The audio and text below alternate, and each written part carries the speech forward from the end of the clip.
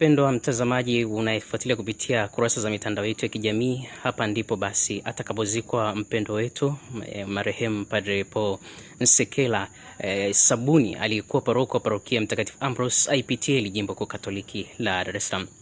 Kaburi hili lipo katika kituo cha Hija cha Pugu, ambacho ni kituo cha Hija cha jimbo kuu Katoliki la Dar es Salaam.